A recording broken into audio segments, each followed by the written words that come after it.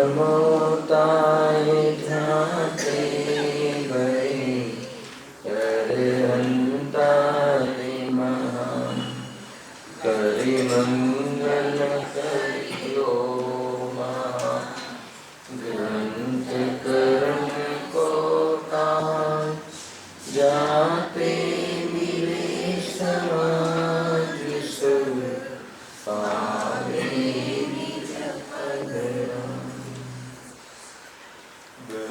विधि में त्याग नहीं मलिन थया निज भाव अभावत ताई सुनो सजरों प्रदर्शन आत्म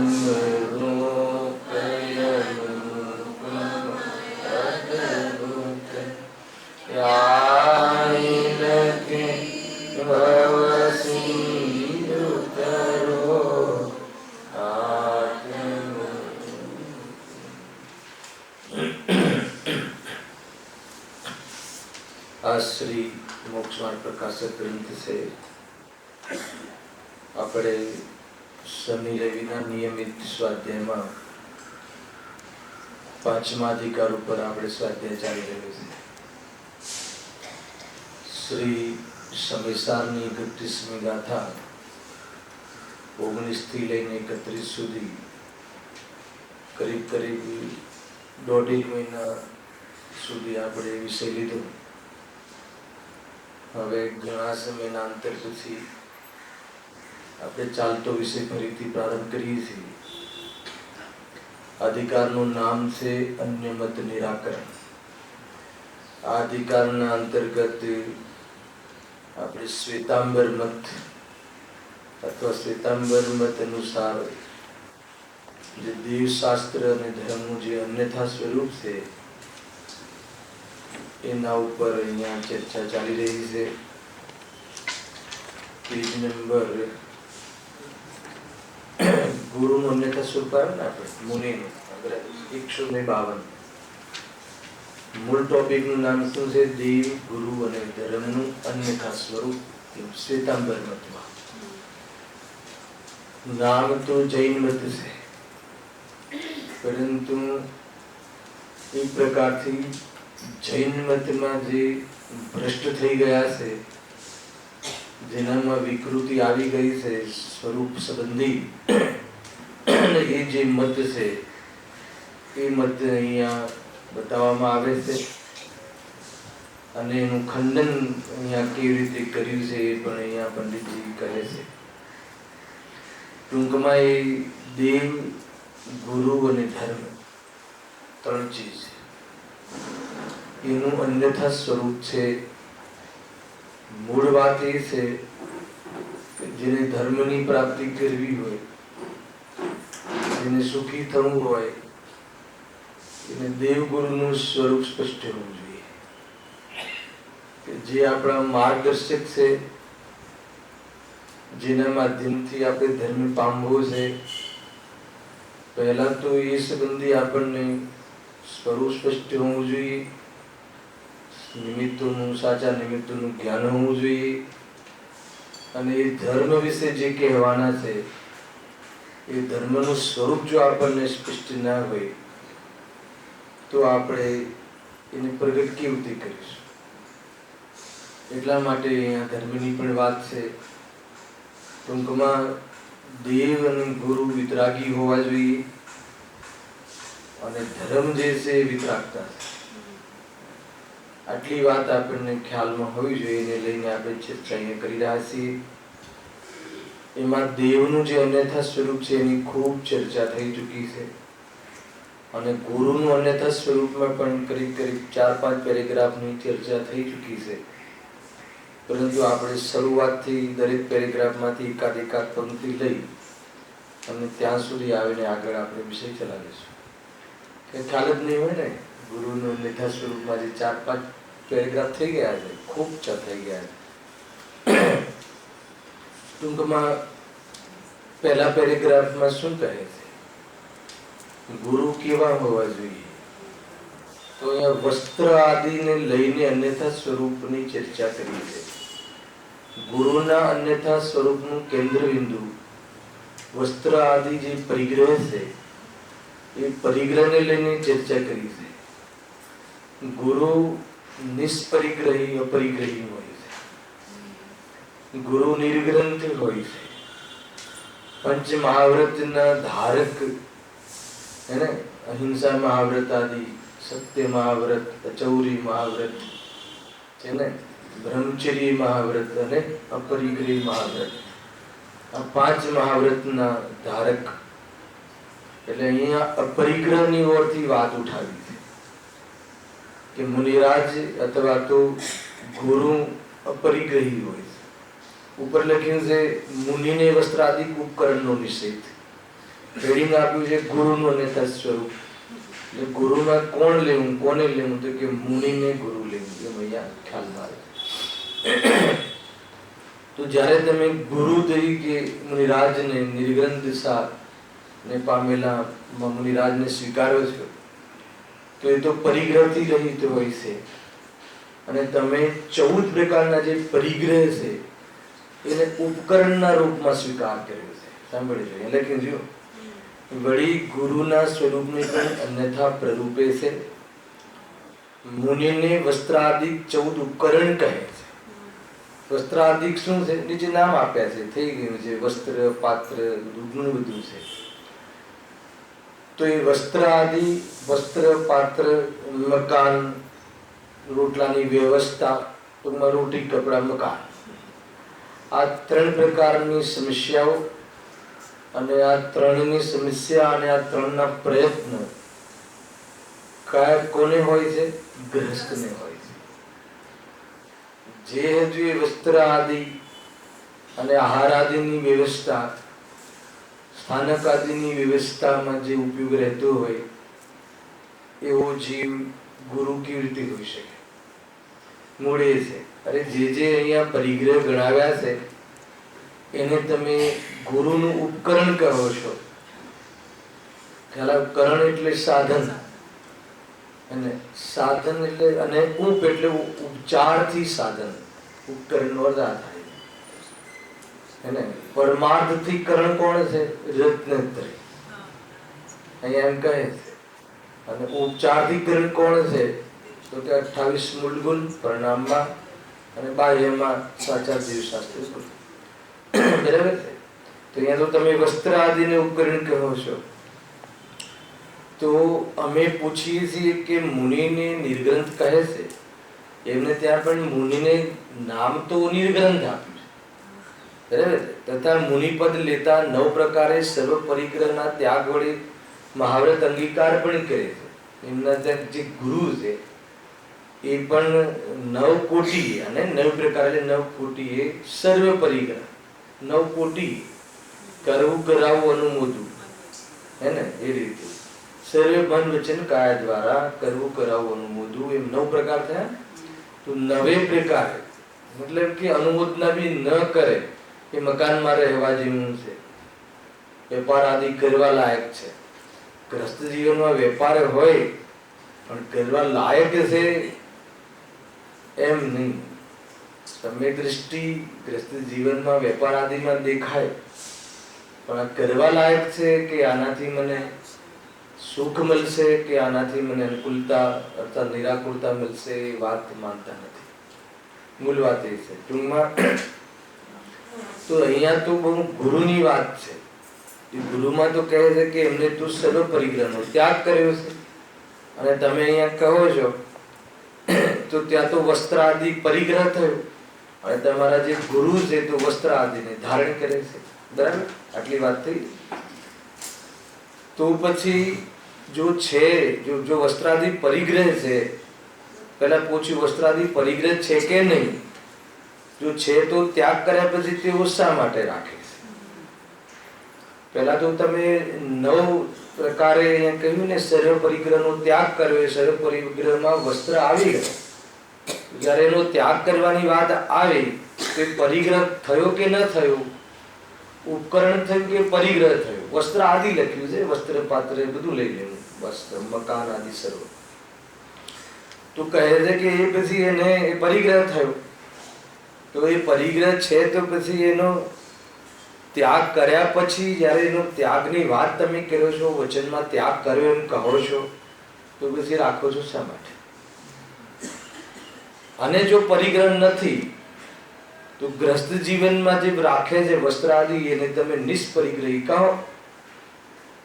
તમે અમને પણ નિષ્પરિગ્રહી કહો તો પછી અમારામાં ને તમારામાં ફરક શું રહે? વાત એ છે, બરાબર છે. માત્ર સુવર્ણ આદિને પરિગ્રહ કહો, સુવર્ણ આદિ તો આપણે છોડી દઈશું, પણ વસ્ત્ર આદિ રાખીશું અને ઘરમાં રહીશું, મકાન આદિ પાત્ર બી રાખીશું. એ તો કહે છે કે ન્યાય નથી. તો હવે બીજા પેરેગ્રાફમાં થોડુંક સાર કહીને આગળ ચાલુ છું, અને એક એક લીટી આપણે વાંચી છે અને એક એક લીટીના અર્થ કર્યા છે, બરાબર છે. તો એમના તરફથી શું કહે છે કે જેમ ક્ષુધાના અર્થે આહાર ગ્રહણ કરીએ છીએ, સાંભળી લો, તેમ શીત ઉષ્ણ આદિ અર્થે વસ્ત્ર આદિ ગ્રહણ કરીએ છીએ, હે ને? એ કહે છે કે કેમ આહાર આદિ જેમ આપણે લઈએ છીએ, ક્ષુધા થાય તો આહાર આદિ લઈએ છીએ, તો પછી શીત આદિથી બચવા માટે ઠંડીથી, ગરમીમાં પતલા કપડા અને ઠંડીમાં મોટા કપડા, મોટું વસ્ત્ર, ગરમ વસ્ત્ર, ઊની વસ્ત્ર લખ્યું છે. ઊનું વસ્ત્ર ને બધું પરિગ્રહમાં લખ્યું, ઉપકરણમાં લખ્યું છે. ઉપકરણ એટલે સાધન, સાધના માટે સાધનમાં લખ્યું છે. વસ્ત્ર આદિ સાધન છે એમ કહે છે. ઠંડી લાગે તો ઊનું કપડું પહેરવું તો સાધનામાં આપણને શું થાય છે? અનુકૂળ રહે છે એમ કહે છે. આગળ બહુ ખુલાસા કર્યા છે કે ગ્રસ્તમાં કોઈ નિષેધ નથી, પણ જેને તમે જે પદને લઈને કહો છો એ પદમાં અમને એનો નિષેધ છે. એ બહુ ખુલાસો કર્યો છે એટલે નિષ્કર્ષમાં ત્યાં સુધી આપણે ચાલેલું છે એટલે મેં તમને વચ્ચે કહ્યું. તો કહે છે કે એમાં તો જેમ આહાર લેવા માટે ક્ષુધા થાય તો આહાર લેશે કે નહીં સાધુ, તો પછી શીત આદિથી બચવા માટે વસ્ત્ર પહેરે અને સાધના કરે, એમાં ખોટું શું છે? બરાબર છે કે નહીં? તો અહીંયા કહે છે કે આહારનો તો ત્યાગ કર્યો નથી. જે તમે 14 પ્રકારના પરિગ્રહનો ત્યાગ કરાયો એમાં આહારનો ત્યાગ નથી કર્યો, આહારના સંગ્રહનો ત્યાગ છે. અન્ન છે ને, અન્ન આદિ 14 પરિગ્રહમાં બાહ્ય પરિગ્રહ અને અંતરંગ પરિગ્રહ. તો જે અંતરંગ પરિગ્રહ જે કહ્યા 24 પ્રકાર, 10 બાહ્ય અને 14 અંતરંગ, એમ છે ને 24 પ્રકારના પરિગ્રહ છે. તો એમાં જે બાહ્ય 10 એ તો 10 ગણાવ્યા, બાકી તમામ બાહ્ય પદાર્થો જેનું લક્ષ્ય કરીને અથવા જે રાગ દ્વેષનો વિષય બને છે, જે લક્ષ્ય કરીને, એ બધા જ પરિગ્રહ છે. ખ્યાલ? તો અહીંયા તો એમ કહે છે કે જે અન્ન આદિ જે સંગ્રહ કરવો, પાત્રમાં સંગ્રહ કરવો, એ તો પરિગ્રહ છે, પરંતુ આહાર પરિગ્રહ નથી. આહાર લેવો પરિગ્રહ નથી. આહાર લેવાનો રાગ છે, પણ એ ભૂમિકામાં જે આહાર લેવાનો જે પ્રક્રિયા જે છે એ પણ 46 દોષને એને 32 અંતરાય ના ભાવપૂર્વક અને બીજું 9ધા ભક્તિ પૂર્વક આહાર લે છે વગર ગરજે. અનિચ્છા એ આહાર છે મુનિરાજ.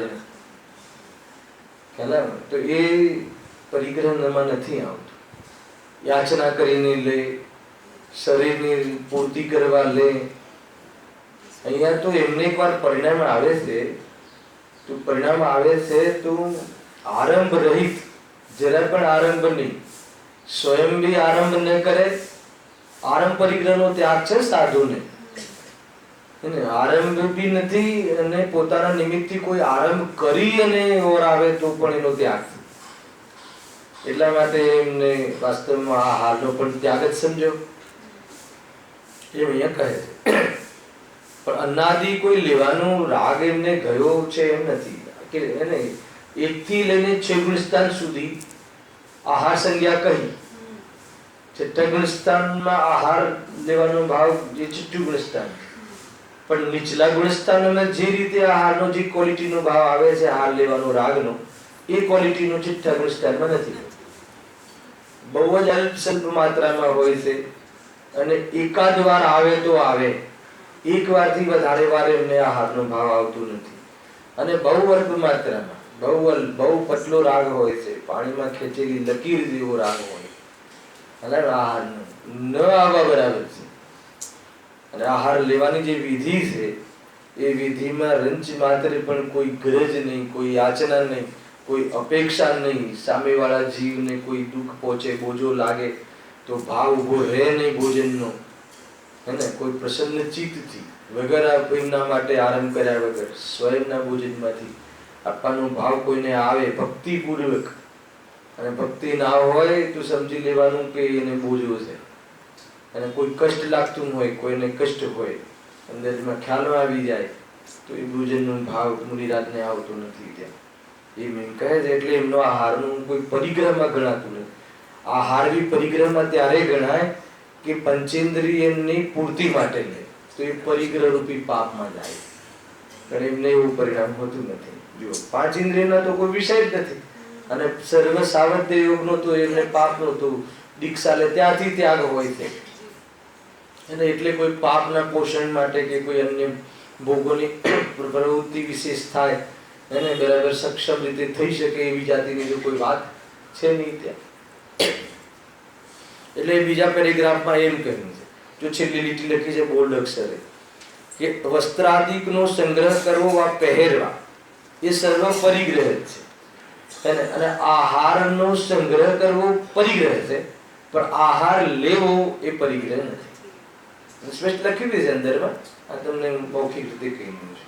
પણ વસ્ત્રમાં એવું નથી, કે વસ્ત્ર તો પહેરવાય બી તો પરિગ્રહ છે, અને વસ્ત્રને રાખવા બી પરિગ્રહ છે. કેમ કે વસ્ત્ર પહેરશે આ બધી વાત આવી જશે ને, વસ્ત્ર આદિ એટલે બધું મકાન આદિ વસ્ત્ર આદિનો ઉપયોગ કરશે તો બધી એમાં બધી જ વાત આવી જશે કે પછી એમાં એની એક પ્રોપર્ટી ખરીદવી પડશે, વસ્ત્ર રાખવા માટે વ્યવસ્થા કરવી પડશે, અને એ બધી ચીજો આવશે. એટલે એનો અર્થ કે એટલો એનો રાગ રહેશે, એટલી એનો ઉપયોગ બરબાદ થશે. તો જે ગુરુનું સ્વરૂપ છે, મુનિ જીવન જે છે, મુનિ જીવન માત્ર ને માત્ર એક આત્મામાં લીન થવા માટે છે. અને વ્રતાદિમાં આવું પણ જેને પોસાતું નથી, વ્રતાદિમાં પણ વ્રતાદિને પ્રમાદ કહ્યું. છઠ્ઠા ગુણસ્થાનમાં વ્રતમાં આવું એમને પ્રમાદ લાગે છે, કુશીલ ભાવ લાગે છે, સ્વભાવ નથી લાગતો. ખ્યાલમાં આવે છે કે નહીં ભાઈ, અને બંનેને એક પ્રકારના માનીને નિષ્કર્મ રૂપે નિર્વિકલ્પ દશાને નિરંતર નિર્વિકલ્પ દશા રહે એનો જ એકમાત્ર ઉપાય, એનો જ એકમાત્ર પુરુષાર્થ. વચ્ચે કોઈ એમની ભૂમિકાનો રાગ આવી જાય તો એ પ્રમાદમાં ગણીને પ્રમાદના ભાવનો ઉપાય કરે છે. આ છે ગુરુનું સ્વરૂપ, બીજું કોઈ નહીં, કશું નહીં. એને સ્વાધ્યાય કરવું, કરાવડાવવું એ પ્રમાદમાં લખ્યું. સારાદી સમય સારાદી લખવાનો ભાવ પ્રમાદ ભાવ છે. આ દ્રષ્ટિ છે મુનિરાજની. એના પછી જો ત્રીજો પેરેગ્રાફ શું વાત લઈને આવે છે, એક એક પેરેગ્રાફમાં આરતી લઈ લઈશું. જો કહેશો કે શરીરની સ્થિતિ અર્થે વસ્ત્ર આદિ રાખીએ છીએ પણ મમત્વ નથી, તેથી તેનો પરિગ્રહ કહેતા નથી. શું કહે છે? આ કોઈ કે અમે ઘરમાં રહીએ છીએ પણ ઘરનું મમત્વ નથી. સમ્યક દૃષ્ટિ માટે કહેવાય છે ને, ભરતજી ઘર મેં ભી વૈરાગી. સમ્યક દૃષ્ટિ ઘરમાં રહે છે પણ ઘરમાં રહેતા નથી, એ શ્રદ્ધાની અપેક્ષા છે. અરે ઘરમાં રહે છે એટલે એટલો એને રાગ છે. સમ્યક દૃષ્ટિ એને ઘર પ્રત્યે એકત્વ બુદ્ધિ નથી. ઘર મારું છે ને હું ઘરનો છું, અથવા ઘર અને આત્માને એક માનીને અનુભવ કરતા નથી, પરંતુ ઘરમાં રહેવાનો રાગ મટ્યો નથી, હે ને, વેપાર આદિ કરવાનો ભાવ મટ્યો નથી. કહું લીધું હતું આ પેરેગ્રાફમાં, મને યાદ છે. વેપાર આદિમાં સુખ બુદ્ધિ મટી ગઈ છે, પણ વેપાર આદિના રાગનો અભાવ કહ્યું તું, યાદ છે કોઈને? કયા ગુણ સ્થાનમાં થાય છે ઋષભ? વેપાર આદિનો પાંચમા ગુણ સ્થાનમાં આઠમી પ્રતિમા. બહુ ઊંચી વાત છે. સાતમી પ્રતિમા સુધી તો વેપાર આદિનો રાગનો અભાવ થતો નથી. ભલે વેપાર આદિ ના કરે, આખું જીવન વેપાર આદિનો વિચારે ના આવે, આવે છે એટલી મંદતા આવી શકે છે વેપાર કરવાના ભાવમાં કે વેપાર આદિ છોડી દે, વિચારે ના આવે, ખબરે ના હોય વેપાર શું છે. પણ કરનાર યોગ કહે છે કે તું પણ વેપાર કરવાની કશાયનો અભાવ કઈ ભૂમિકામાં થાય છે? પંચમ ગુણ સ્થાનમાં થાય. એને બી 8મી ભૂમિકા ગજબ છે. 7મી પ્રતિમા સુધી તો વેપારનો ભાવ છે. અરે ગજબ છે. જૈન શાસન તો કહે છે કે પંચમ ગુણ સ્થાનની 7મી પ્રતિમા સુધી તો તારે તારી વ્યવસ્થા સ્વયં કરવાની છે. તું સમાજ ઉપર બોજો બને તો એ જૈન ધર્મના અનુશાસનની વિરુદ્ધમાં છે. ખ્યાલ આવે કે નહીં? 8મી પ્રતિમા તો આરંભ પ્રારંભનો ત્યાગ થઈ જાય છે. એટલે હવે એને આગળ વિતરાગતા વધી ગઈ છે. હવે તો બી આચના નહીં. બહુ ગજબનું સ્વરૂપ છે ચંદ્રકાંતભાઈ. બહુ વૈજ્ઞાનિક અને બહુ વિતરાગતા ગર્ભિત વૈજ્ઞાનિક જીવન છે. જીતુભાઈ ખ્યાલમાં આવે જે કહું છે. 8માં બધું આરંભ, ત્યાર પછી અનુમતિ, ત્યાગ આગળ, પછી અનુમતિનું પણ એના પછી તો કોઈ ચીજ નહીં. એ રીતે છે. વિચાર કરો. પછી ક્ષુલ્લક કિલ્લકના રોલ આવે છે.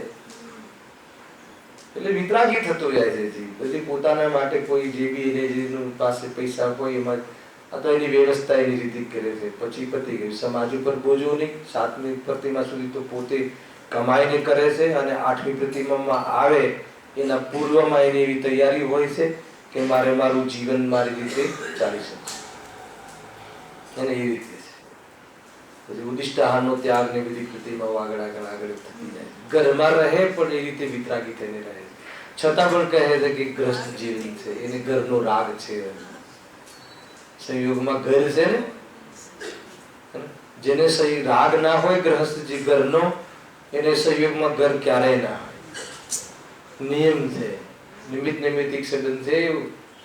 સંયોગમાં ઘર ના હોય પણ મોટા મોટા મહેલનો અંદરમાં રાગ હોય એવું તો બને. ફૂટપાથ પર રહેતો હોય પરંતુ આખી આમ મોટા મોટા બિલ્ડિંગો પર રહેવાનો રાગ હોય એવું તો બને. પરંતુ રાગ મટી જાય અને ઘરમાં દેખાય એવું ના બને. વસ્ત્રનું એ મુનિ જીવન એવું છે કે વસ્ત્ર, રોટી, કપડા અને મકાન ત્રણેયનું, રોટલા કમાવાનો, વસ્ત્ર રાખવાનું અને એની વ્યવસ્થા કરવાનો અને મકાનમાં રહેવાનો રાગ મુનિરાજોને હોતો નથી, ગુરુને હોતો નથી. ખ્યાલ આવે? ગુરુદેવશ્રી તો કેટલું કહે. વસ્ત્રનો એક ધાગો પણ રાખે ને પોતાને મુનિ માને અને મનાવડાવે તો એને નિરોધનો દોષ. એમને તો કહ્યું છે પણ આપણે સાવધાની ન રાખીએ તો આપણી વાત છે. એ તો સ્વયં કહે છે.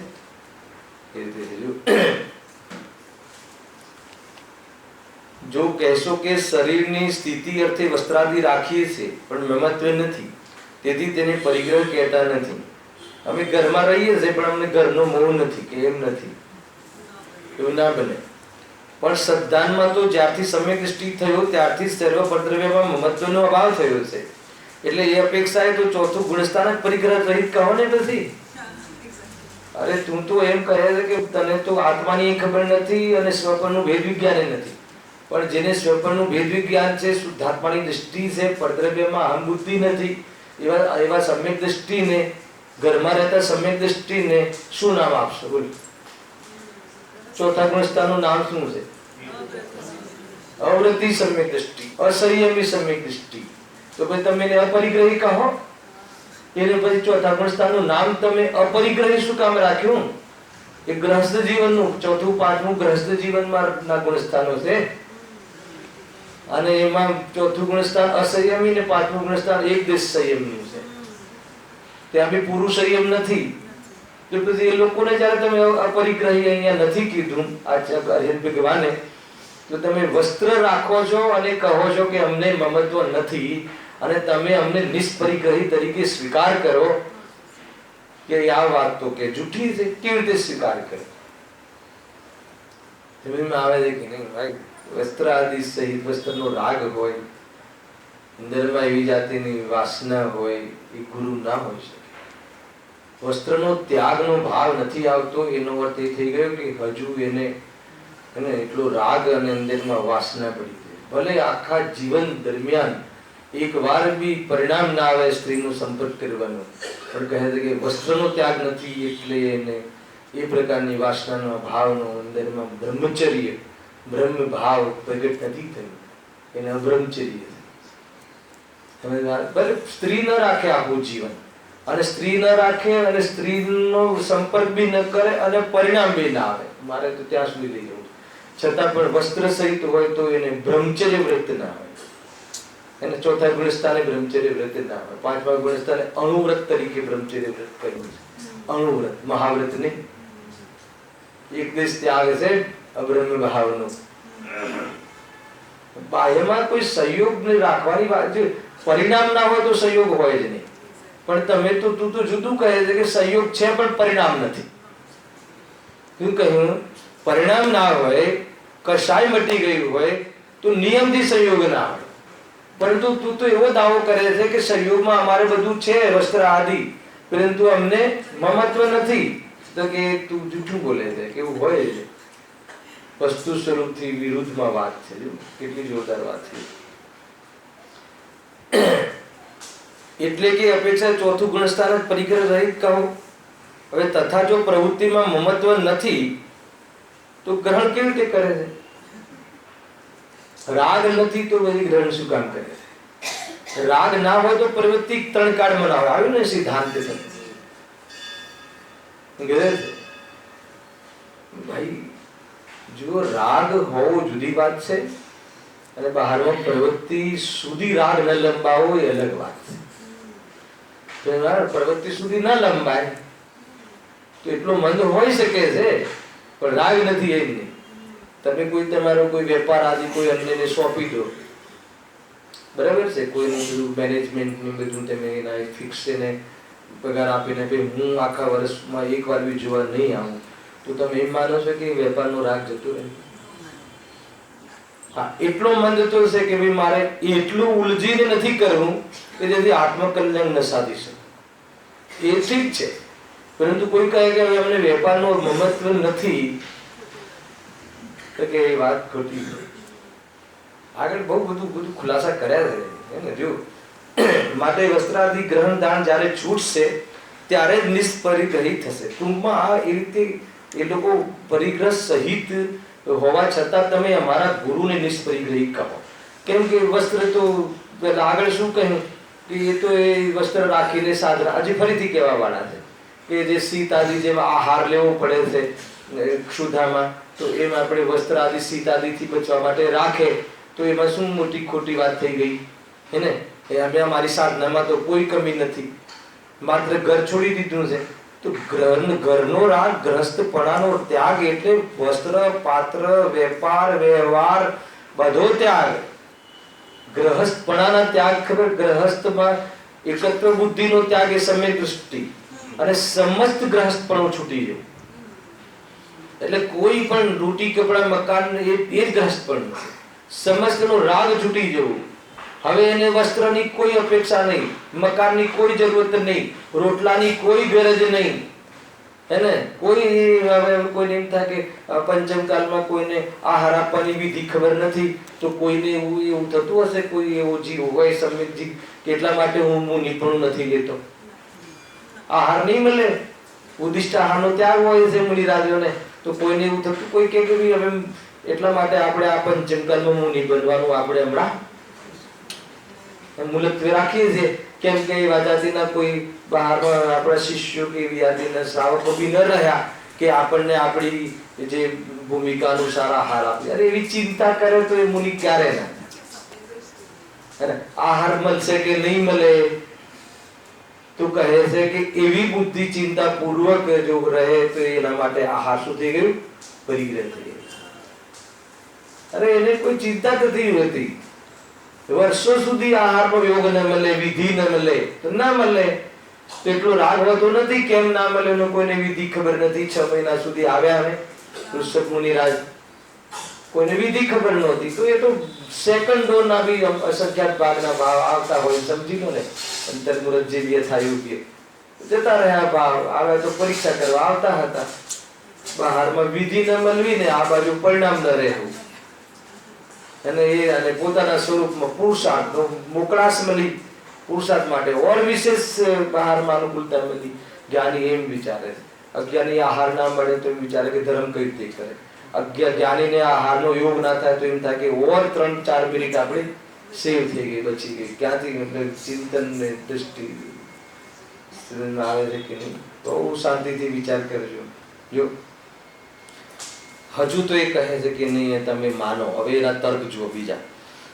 જો કહેશો કે એટલે એ કહે છે વસ્ત્રાદિ કોઈ લઈ જાય તો ક્રોધ નથી કરતા. સાંભળો, એ અને કોઈ લઈ જાય તો ક્રોધ ન કરે. સુધાદી લાગતા તેને વેચે નહીં, એટલે તું વસ્ત્રનો કોઈ વેપાર કરે નહીં. બરાબર છે? વસ્ત્ર આદિ પહેરીને પ્રમાદ કરે નહીં. એનો અર્થ શું? કે અમારા જે ગુરુ વસ્ત્ર રાખે છે એને તમે પરિગ્રહ નહીં કહો, એને ઉપકરણ કહો, એને તો સાધન કહો. શાના માટે? સાધનાનું સાધન કહો. એને વસ્ત્ર આદિ હોય ને તો જો એક તો આપણને ક્ષોભ ન થાય, નગ્નતામાં ક્ષોભ થાય. તો કે ક્ષોભ થાય ને જ્યાં સુધી નગ્નતામાં, ત્યાં સુધી કે તને મુનિને યોગ્ય ધર્મ પ્રગટ નહીં થાય. ક્ષોભ થાય છે એનો અર્થ શું? કે તને પરિણામ છે. મુનિરાજ તો યથાજાત રૂપ બાલકવત નિર્દોષ હોય છે અને પરિણામ બી નિર્દોષ ને શરીરની ચેષ્ટાઓ પણ નિર્દોષ બાલકવત હોય. સમજમાં આવ્યું કે નહીં? તો કહે છે કે નહીં આપણને થોડું વસ્ત્ર પહેરીએ તો આપણે અસ્થિરતા ના રહે અને નગ્ન હોઈએ તો આપણને થોડો સંકોચ થાય, મંદિરમાં જતા સંકોચ થાય ને. નગ્ન હોઈએ તો નિર્ગ્રંથ બનીને એના કરતા વસ્ત્ર સાથે રહેવું. અને બહુ ઠંડી લાગતી હોય તો મંદિર જવામાં વિલંબ થાય.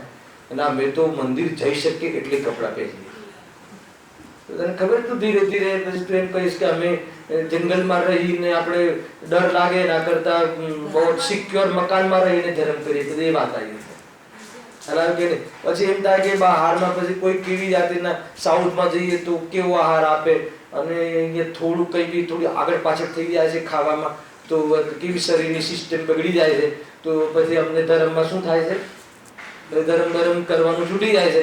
એના કરતા ઘરમાં વ્યવસ્થિત માતાના પત્નીના હાથે વ્યવસ્થિત શુદ્ધ અને સાત્વિક ભોજન લઈ અને પછી સાધના કરી.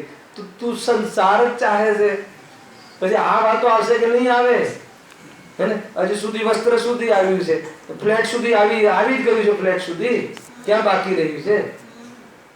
અને ભાઈ બાકી શું રહ્યું? તું પછી તું ગ્રહસ્થ જીવનમાં રહે ને ભાઈ, કોણ ના પાડે છે? અમે એ રાખીને ધર્મ નથી થઈ શકતો એમ નથી કહેતા, પણ એ રાખીને મુનિ યોગ્ય ધર્મ નથી થઈ શકતો. બસ આને જે તમે જે ધર્મનું નામ આપો છો જે કરીને એ રોંગ છે. સમજમાં? કઈ વાંધો નહીં ને, તું ઘરમાં રહે ને, ઘરમાં જે લેવલનો થઈ શકે છે એ લેવલનું કર ને. અગર તારી ક્ષમતા ના હોય, શક્તિ ના હોય તારી વિશેષ વિતરાગતાની, તો જેટલી શક્તિ છે તારામાં એટલું કર ને. એનો કોઈ નિષેધ નથી. એક હાથ બહુ પછી મુનિ બનજે, કોઈ પ્રોબ્લેમ નથી. પણ તું મુનિ બની જઈએ તો મોક્ષ જવાય એટલે વસ્ત્ર સહિત મુનિ ઠસાવે બધાને. આ ક્યાંથી લાવ્યું? અને લોકો બી માનવા તૈયાર થઈ જાય છે. આ હંમેશા ગળ્યો ધર્મ તો જોઈએ છે. ધર્મ કેવો હોવો જોઈએ? ચંદ્રકાંત સગવડિયો ભેદ છે. કોઈ પણ સગવડની અપેક્ષા ના હોય, એવો વિકલ્પ પણ ના હોય, એ વિતરાગતા છે. જો ટૂંકમાં એને ગુરુને વસ્ત્ર સહિત નિષ્પરિગ્રહી કહેવડાવવા માટે કેટલી વાત કરે છે કે વસ્ત્ર આદિ કોઈ લઈ જાય અમારા ગુરુના તો એ ક્રોધ કરતા નથી અને વસ્ત્ર બદલે ત્યારે જૂના વસ્ત્ર વેચીને પૈસા ઉભા કરતા નથી અને કોઈ એવું વસ્ત્રમાં બહુ સમય બગાડતા નથી. અરે તને ખબર છે એ વસ્ત્ર આદિમાં અને હજામત ને આ બધું કરાવવું ને એ બધામાં કેટલો સમય જાય? જે સાક્ષાત મોક્ષનું કારણ એવી મૂળી દશામાં આવો ટાઈમ હોય? અદંત ધોવન હે ને, નહવન નાહવાનો નિષેધ, અનહવન એવા તો એમના શેષ ગુણ છે, દોષ નહીં. એટલે એવો ટાઈમ નથી મુનિરાજ નહીં. ન એવો વિકલ્પ છે, ન એવો રાગ છે, ન એવો શરીરની આસક્તિ છે કે ન એમની પાસે એવું શરીરની તરફ ધ્યાન આપવાની ફુરસત છે. કેમ? કેમ કે સ્વરૂપમાંથી ઊંચા આવે તો શરીરની ધ્યાન રાખે ને. ખ્યાલ આવ્યો કે નહીં? તું કહે છે કે આ વસ્ત્ર આદિ જેવી વસ્ત્ર સહિત છે, તમે એકવાર રહીને જુઓ અઠવાડિયું એમની સાથે. કેટલી સગવડ રાખવી પડે, કેટલી એની સ્ત્રી ટાઈટ આ તે બરાબર એનું એને અંદરમાં રાગ બી હોય, એને શરીરને બરાબર ઢાંકીને પહેરવું ને આ કરવું ને તે કરવું. મુનિરાજ તો બેફિકર છે. ફકીર છે, મનના બી ફકીર છે ને બહારમાં બી ફકીર છે, કાંઈ એને પડી નથી દુનિયાની, અને ન એને કોઈ શોખ છે. શરમ નથી એમ? અરે શરમ આવે એવા ભાવ નથી. બાળક લગ્ન હોય તો આપણને લાગે છે બેશરમ છે, કેમ કે નિર્દોષ છે, એને તો બધું જ છે. તો બાહ્યમાં સામાન્ય કહેવામાં આવે છે, અંદરમાં બાળકને પ્રગટ નથી એની સંજ્ઞાઓ. થોડાક 8 વર્ષ પછી પ્રગટ થાય છે, 2 વર્ષે તો લક્ષણ એની ચીજ આપે નહીં આપણને. બધું હોય મિથ્યાત્વ. ભલે ચૂપચાપ આવડું પહેલા દિવસનું બચ્ચું ચૂપચાપ પડ્યું હોય તો આપણે એમ લાગે કેટલું નિર્દોષ છે, ઇનોસેન્ટ છે, પણ અંદરમાં તો બધું હોય છે. વ્યક્ત કરી શકીએ એવી એમના સંજ્ઞાઓનું ડેવલપમેન્ટ થશે એટલે બરાબર. અને પછી એનું રૂપ તો આપણે આ બધા દેખાઈએ જ છીએ. પણ એક સામાન્ય કે કઈ બી લઈને નથી આવતું, ચશ્મા બી નહીં. જેવું યથાજાત રૂપ નામ આપ્યું પ્રવચન સારમાં મુનિરાજન માટે.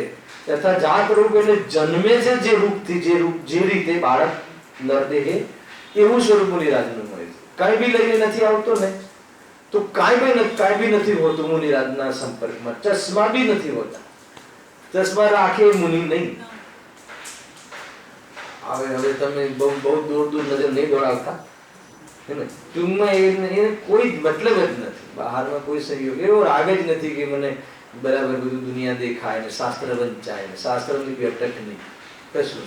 સ્વરૂપ મારે જેને શાસ્ત્રના સંપૂર્ણ ભાવ શુદ્ધ કેવલી આવે છે કે નહીં, એક દેડકો પણ શુદ્ધ કેવલી, ભાવ શુદ્ધ કેવલી, આખા સમય સાર ટૂંકમાં 5 પરમાગમનો જેને ભાવ પ્રગટ થઈ ગયું હોય, સાર પ્રગટ થઈ ગયું હોય, એ જીવને પછી આ શાસ્ત્ર હવે મારે વાંચવાનું બાકી રહી ગયું એવી યાદીનો કોઈ વિકલ્પ નથી. આજે બી આવ્યું હતું બોલું નિર્વિકલ્પ દિશા માટે. અબદ્ધ છું, હું અબદ્ધ છું એમ તો વિચારીએ ને કે અરે બદ્ધ છું ને અબદ્ધ છું. એને અબદ્ધ છું એ પણ વિકલ્પ છે, હું અબદ્ધ છું એ પણ વિકલ્પ છે. એ વિકલ્પ જ્યાં સુધી રહેશે, અરે હું ગાયક છું એ વિકલ્પનો પણ તને બોજો નહીં લાગે, એ પણ વિકલ્પ છે, નહીં પક્ષ છે, રાગ છે.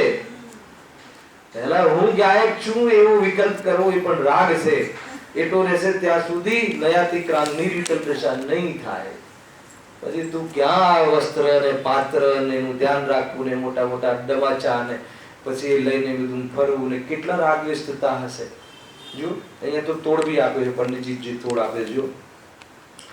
હજુ લીધું છે ચોથું, પણ પરિણામોની સ્થિરતા વડે ધર્મ જ સાધે છે. શું કહે છે કે આ બધું રાખે છે ને પણ એને સ્થિરતા માટે રાખે છે. એમ પરિણામોની સ્થિરતા રહે છે વસ્ત્રાથી. બાકી કોઈ એને વસ્ત્રને વેચવાનું પ્રયોજન નથી કે વસ્ત્રથી કોઈ પોતાને મહાન બનાવવાનું પ્રયોજન નથી, પણ બસ આ એટલે થોડું ક્ષોભ ન રહે ને બસ એટલા માટે એ થોડું સ્થિરતા માટે એ ધર્મને સાધે છે. ટૂંકમાં ભલે કપડાં પહેરે, એને ગુરુ ભલે કપડાં પહેરે, પણ તો પછી ગુરુ પણ કઈ બાજુથી રહ્યું એમાં? ગુરુ પણ એટલે 3 ચોકડીના કશાયના અભાવપૂર્વકની વિતરાગ પણ સાક્ષાત અરિહંતનું રૂપ. સાક્ષાત જાણે કે હમણાં ગુરુદેવ કહે કે આ તો સિદ્ધોની ટેડિટીમાં ઉભા છે, હે ને?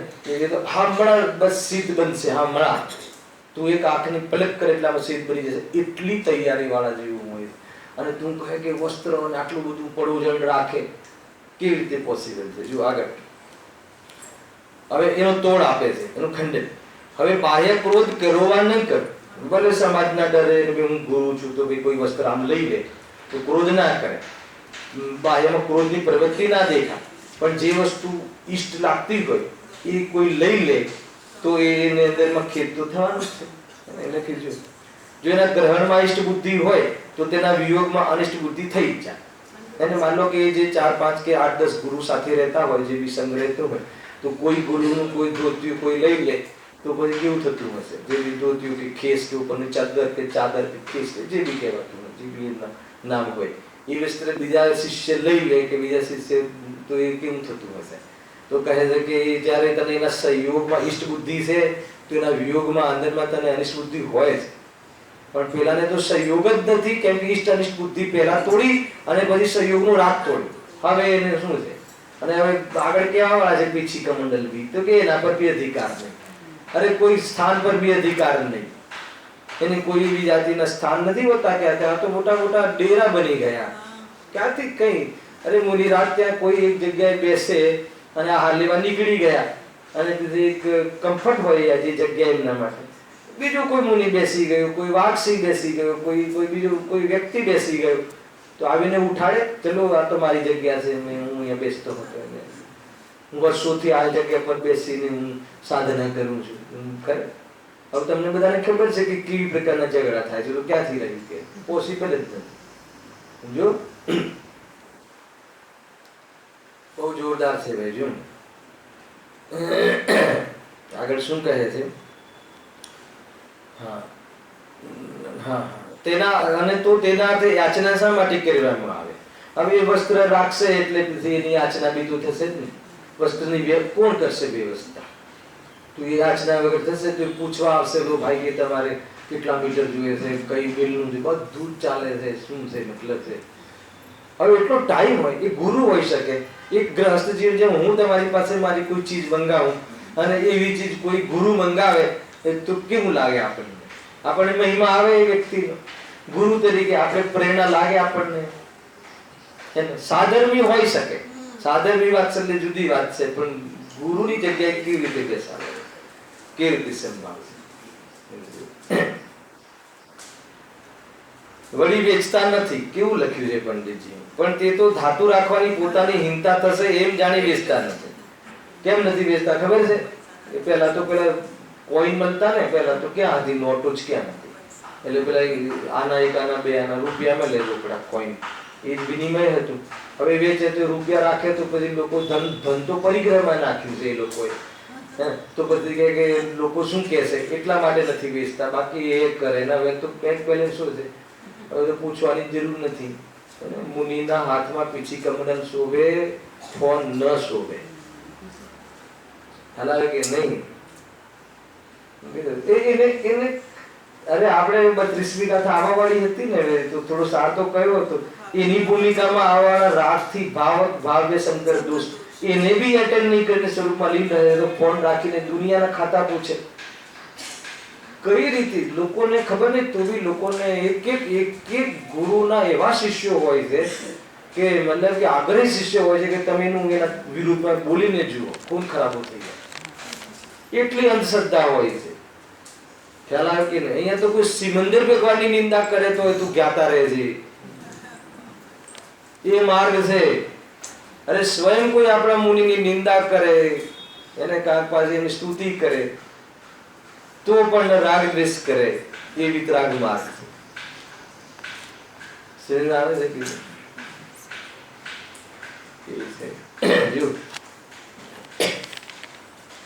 હા આગળ કહે છે, લોકમાં પરિગ્રહના ઈચ્છુક જીવો એ બંનેની ઈચ્છા છે, વસ્ત્ર અને ધનની બંનેની. તેથી ચોરાધિક ભયાધિકના કાળમાં કોઈને તેથી ચોરાધિક અને ભયાધિકના કાળમાં એ બંને સમાન છે.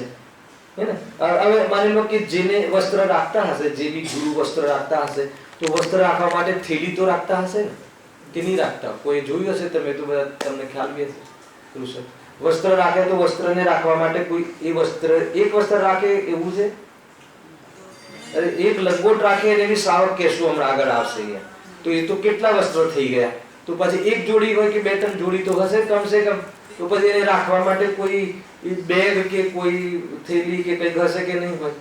હવે પછી હોય તો પછી કોઈ, હવે વસ્ત્ર તો એમને સાધન માની લીધું છે, હે, કરણ માની લીધું છે. તો હવે માની લો કે બીજી જગ્યાએ વિહાર કરે અને એ પછી પેટી ક્યાંય ભૂલાઈ જાય, ચોરાઈ જાય, એનો ભય રહે કે નહીં રહે? તો પછી પરિગ્રહ થયો કે ના થયો? આપણે જે મુનિરાજ છે, નિર્ગ્રંથ મુનિરાજ દિગંબર સંત, એને કોઈ ભય હોય છે? અરે શરીર લૂંટાઈ જાય તો એ શરીર છેદી બેદી નાખે તો એ ભય નથી હોતો, અને બહારમાં કોઈ સહયોગની તો વાત જ નથી, હે ને? એ રીતે છે. કોઈ કે આવું કરવું હોય ને આવું રહેવું તો બાવો થવું પડે. ગુરુદેવ શું કે એટલે બાવો છે, કહ્યું તું ક્યાં ક્યાં લઈ જજે, જયારે તું બીજા ગામમાં જાય ત્યારે લઈ જજે, લઈને શરીર બી લઈ જજે. એટલે કે નથી વ્યવસ્થા ભાઈ, તું ખાલી એની પાછળ પડી ગયું છે, તું ખાલી એને એક માત્ર શરીર જેનું, એને જેને 5 ઇન્દ્રિયોનો વેપાર નહીં એવું એક શરીર જેનો પરિગ્રહ છે. શરીર એક માત્ર છે, આખા જીવન સુધી અંત સુધી રહે છે, પણ એવી ઇન્દ્રિયોનો વેપાર નહીં, 5 ઇન્દ્રિયોનો વેપાર ભોગ આદિ માટે નહીં, અન્ય બહારના કોઈ મેટર માટે નહીં. એટલે પાંચ ઇન્દ્રિયના અવલંબનમાં જેટલું ઓછું રહેવું પડે એટલું. નિર્વિકલ્પ દશામાં અવલંબન ક્યાં હોય? આત્માની અનુભૂતિમાં ઇન્દ્રિયોનું અવલંબન નથી હોતું. અમે 31મી ગાથામાં ભણીને આવે જો જોરદાર છે. વળી પરિણામોની સ્થિરતા વડે સાંભળજો હવે શું કહે. વળી પરિણામોની સ્થિરતા વડે ધર્મ સાધવાથી પરિગ્રહ ઘણું ન થાય. શું કહે છે સાંભળજો, બહુ અટપટું વાક્ય છે. વળી પરિણામોની સ્થિરતા વડે ધર્મ સાધવાથી પરિગ્રહ ઘણું ન થાય. એનો અર્થ શું? આ પોઝિટિવ વાક્ય છે કે નેગેટિવ છે એ બતાવજો જરા. આ શ્રોતા તરફથી છે કે પંડિતજી તરફથી છે? ના, આ મંડન છે. આ ઓલો કહે છે. ઓલો કહે છે શું કહે છે કે પરિણામોની સ્થિરતા વડે ધર્મ સાધીએ, અરે આ પરિગ્રહ વસ્ત્ર આદિ રાખીએ અને એમાં પરિણામની સ્થિરતા રહે તો પછી પરિગ્રહ ક્યાં કહેવાય? ખ્યાલ આપણે વસ્ત્ર રાખી અને વસ્ત્ર પાત્ર રાખીને આપણે સ્થિરતા વિશેષ થતી હોય તો પછી એ પરિગ્રહમાં ન ગણાય ને. એમ ટૂંકમાં મારા માટે તો એ સાધન બન્યું ને. બહુ ઠંડી લાગતી હોય અને માની લો કે બહુ જબરજસ્ત ગુરુદેવશ્રીનું પ્રવચન હોય, જોરદાર આમ અનુભૂતિનો પ્રયોગ બતાવવાવાળા હોય અને એકદમ પછી સાંભળી જ ના શકાતું હોય, ઠંડી લાગતી હોય એટલે શરીરની આસક્તિ એટલે શરીર પર લક્ષ જતું હોય તો એકદમ રજાઈ ઓઢીને આવીને સાંભળીએ તો એ રજાઈ સાધન થયું કે ના થયું સ્થિરતામાં? બતાવો ફટાફટ. વાત સાચી છે કે નહીં એમ પૂછે છે. જબરજસ્ત ભૂખ લાગી હોય અને શિબિરના 6 ક્લાસ લેતા હોઈએ તો કહે છે કે ઉપયોગ જ નથી રહેતો તો એકદમ આ રૂમ પર જઈને જરા નાસ્તો કરી આવીએ અને બરાબર ખુરશી આપણી જરા બેક સાઈડ પ્રોબ્લેમ હોય તો બરાબર આપણી ઘરની લાવીને બેસીએ તો બોલો એના માટે પછી આપણે શાંતિથી, તમે હવે કહો કે દેહ હું નથી, અમે શાંતિથી પછી પ્રભુ સાંભળી શકીએ છીએ. તો બતાવો કે એ વસ્તુ, એ વાત સાંભળવામાં અને સમજવામાં સ્થિરતામાં હેતુ બન્યું કે ના બન્યું. એટલા માટે શરીર સારું હોવું એ ધર્મ માટે જરૂરી છે કે નહીં? ખ્યાલ કે નહીં? છે કે નહીં? આવું જીતતું વિજ્ઞાન નથી, ત્યાં સ્થિરતા નથી. પણ બરાબર છે. પણ માની લો કે તમે આજે તમે શાસ્ત્ર ગુરુજીનું પ્રવચન સવારે થાય છે, પછી આપણે ચર્ચા કરી ચંદ્રકાંતભાઈ. હવે માની લો કે તમને સવારે તમને એમ લાગતું હોય ડાયાબિટીસ હોય અને તમે નાસ્તો કર્યા વગર આવો તો અહીંયા તમે શાંતિથી સાંભળી શકો? ના સાંભળી શકો. તો પછી ભોજન કરીને આવીએ ને બધું અને વ્યવસ્થિત કપડાં શાંતિથી, ઠંડી હોય તો પહેરીને આવીએ ને ગરમી હોય પંખો એ તમે ફટાક દઈને વ્યંગમાં ઘણી વાર કહો તો કમસે કમ મારે તો બંધ કરવો જ પડે ને. એને સોનગઢનો પાછો આધાર આપો. સોનગઢમાં પંખા છે નથી ને? કેમ ન હતા? તો અહીંયા કેમ ચાલુ રાખો છો? તો બંધ કરાવી દો. તો પછી ગરમીમાં થોડું એકદમ પતલું કપડું સ્પેશિયલ લેવા ગયો બજારમાં અને લઈને બનાવ્યું ને હવે શાંતિ રહેશે. શું ખોટું કે નહીં? બધું કહી દીધું.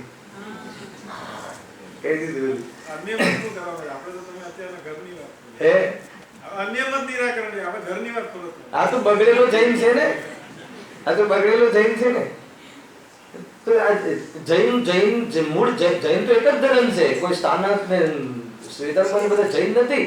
એ તો જૈન માંથી પછી એમને પોતપોતાની સગવડ કાઢીને અલગ અલગ સ્થાપના કરી કે ભાઈ જૈન ધર્મનો આવો બી એક અમે એક સંસ્થા સ્થાપીએ છીએ કે આમાં તમને બધી વ્યવસ્થા મળશે ને ધર્મ થશે. તો કેવી એ થયું ને, એ વિકૃતિ આવી ગઈ એમ કહેવાનું. વાંધો નહીં, હું તમને તમારા પક્ષની બી વાત કરું છું. જો એવું આપ્યું છે એક ભાઈ મને શું કે જ્યારે સમોષણ છે ને, આ મંદિર તો સમોષણ કહેવાય ને જીતુભાઈ, તો ભગવાનના સમોષણમાં મંદ ગતિએ પવન વહેતો હોય અને સુગંધિત પવન વહેતો હોય તો પછી આપણે બી તો મંદિરની રચના એવી કરવી જોઈએ. હવે એને શું કહેવું? એને શું જવાબ આપવો? સમોષણમાં તો એવું હોય છે કે નહીં એ કહો પહેલા. અને આ સમોષણ છે કે નહીં? આ બી આ સમોષણની પ્રતિકૃતિ છે કે નહીં? તો પછી જેવું સમોષણમાં એવી ભગવાન, જેવું ભગવાનનું સમોષણમાં સાચા ભગવાન છે એવી પ્રતિમા બનાવી તો બધું જ પછી એવી પ્રકારનું અનુકરણ કરવું જોઈએ કે ના કરવું. એટલા માટે અમે આ બધી વ્યવસ્થાઓ કરીએ છીએ. એક ભાઈ મને આવું કીધું હતું, હવે શું જવાબ આપે જીતુભાઈ? શું કહે? જો હે શું કહે? ક્યાં હતા? હા, પરિણામોની સ્થિરતા વડે ધર્મ સાધવાથી પરિગ્રહપણું ન થાય. જો લખ્યું ન થાય તો પછી પરિગ્રહ ક્યાંથી કહેવાય? તો એટલી જ ભાષામાં એનું અને તરતો કહીને જવાબ આપે છે. તો કોઈને ઘણી સ્થિત લાગતા રજા રાખી પરિણામોની સ્થિરતા કરે અને ધર્મ સાધે, ખ્યાલ ને, તો તેને પણ નિષ્પરિગ્રહી કહો. પંડિતજી કહે તો તમે એને નિષ્પરિગ્રહી કહેશો? કહે છે કે જો બહુ જોરદાર તોડ આપે છે. અંતિમ વાંચું છું સમાપ્ત કરતા પહેલા. અને એ પ્રમાણે તો ગ્રહસ્થ ધર્મ અને મુનિ ધર્મમાં વિશેષતા શું રહે? ટૂંકમાં એમને એ પણ કહી દીધું કે ગ્રહસ્થ ધર્મમાં તો આ ઉચિત છે, એમાં નિષેધ નથી. કે ગ્રહસ્થ જીવનમાં જીવ શરીરની બહુ આસક્તિ હોય છે અને શરીરની આસક્તિને લઈને કોઈ વાત સાંભળવા સુધી પણ એને એવી ક્ષમતા નથી રહેતી. તો કદાચિત એના જીવનમાં એને ભલે અભ્યાસ ન કરી શકે, ખરેખર તો ગ્રહસ્થ જીવનમાં બી એવો અભ્યાસ રાખવો જોઈએ. જેવી અનુકૂળતા જે પ્રમાણે હોય તો એના અભ્યાસમાં એકવાર રહેવું જોઈએ. ભલે ઘરે અરબપતિ હોય પણ બહારમાં નેચર સાથે રહેતા શીખવું જોઈએ. કારણ કે આપણે અંતમાં એ જગ્યાએ જવાનું છે. અભ્યાસ રાખવો જોઈએ. ભલે ઘરે 100 નોકર હોય પણ પોતે પોતાનું કાર્ય સ્વયં કરવાની એકવાર અભ્યાસ રાખવો જોઈએ. એકવાર માનો કે તમારા ઘરમાં 3 નોકર હોય, 3 નોકર હોય ને તમારા માટે ભોજન બનાવે અને એકવાર તમે પોતે શુદ્ધતાથી ભોજન બનાવવાનો એકવાર કલાક પ્રયાસ કરજો. તમને સંતુષ્ટિ થશે કે નહીં, જેટલી કેર આપણે કરી શકીએ જીવોની હિંસાને બચવા માટે એવું નોકર કરી શકે? ન કરી શકે. તો એવું બી ઘણા બધા અભ્યાસ કરવા જોઈએ. મુનિરાજને ભલે આપણને એટલો રાગનો અભાવ નથી પણ એ આટલું સાંભળીને મોહની એવી મનતા થઈ શકે કે એના વગર રહીને પણ આત્માની વિચાર કરી શકીએ. છતાં અહીંયા કહે છે કે ગ્રસ્થ જીવનમાં અમે કોઈ એનો નિષેધ નથી કરતા. તું એવું વસ્તુ એ કરીને તું ગ્રહસ્થ ધર્મ પાડે છે એમ કહે તો મને ક્યાં વાંધો છે, પરંતુ તું કાર્ય તો ગ્રહસ્થનું કરે છે અને તારે સન્માન અને તારે આદર મુનિનો જોઈએ છે, એની વાત છે. ગ્રસ્થ જીવનમાં તું થોડોક સામાન્ય પંખો કરી અને તને બહુ સહન ના થતો આસક્તિ બહુ છે તો તું શાસ્ત્ર વાંચે તો એ ગ્રસ્થ જીવન પાપમય જ હોય છે. તને પાપોનો ત્યાગ નથી. તું ઇન્દ્રિયોના ભોગ માટે ઘણા પાપ કરે છે તો તું પાપ ઓછું અને લાભ બહુ થતો હોય તો ગ્રસ્થ જીવનમાં નિષેધ નથી, એવું પંડિતજીએ કહ્યું.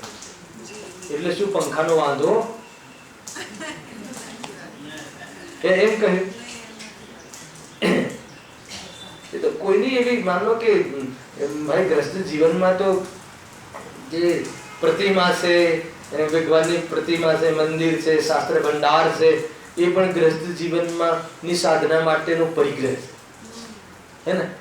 મુનિરાજોને એની અટક નથી પણ માનો કે આપણને એવી અવસ્થા આવી જાય કે ન જઈ શકીએ તો ઘર દેરાસર આપણે કરી શકીએ છીએ, પ્રતિમા આપણે લાવી શકીએ છીએ અને બરાબર પૂરી વિધિ હલાવ કે નહીં. શું બધા બહાર બેસે સાદે મંદિરમાં સુરદેવમાં એટલે બેસે છે કે બાર સિસ્ટમ સારી છે એટલે બેસે છે.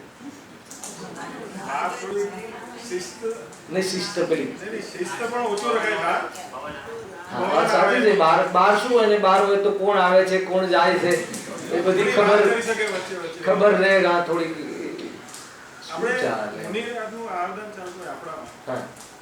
ઈ સમયે પણ છે ને, સમજો જ્યારે થોડો ભાર લાગે કે સમજો આગળ દિવસે ચોવિયાર કરવાનું છે કે મુનિરાતને આ લાઈનમાં 1 કલાક ઉભા રહેવાનું, ત્યાં સુધી નાસ્તો નથી કરવાનું, તો એ એવો ભાર સહિત જો આહારદાન કરે કશું નથી, જીરો છે. એ તો બહુ પ્રસન્નતા હોય. અરે એ મુનિરાજને આહાર કરવાના ભાવનો મહિમા ના હોય, મુનિરાજના રત્નત્રયનો એટલો મહિમા હોય અને રત્નત્રયનો આંશિક સ્વાદ હોય એટલે એવા મારા ઘરે પધાર્યા છે કલ્પવૃક્ષ ધર્મનો, એનો મહિમા હોય એટલે એને ભોજનનો આહારનો વિકલ્પ સુધી ના આવે. એ રીતે હોય છે તો બી એ કહે છે કે ધર્મ નથી. મહિનાથી તૈયારી કરે, કપડા લેશું, તો આ ખોટું છે, રોંગ છે. એ પ્રતિષ્ઠાઓમાં ઠીક નથી.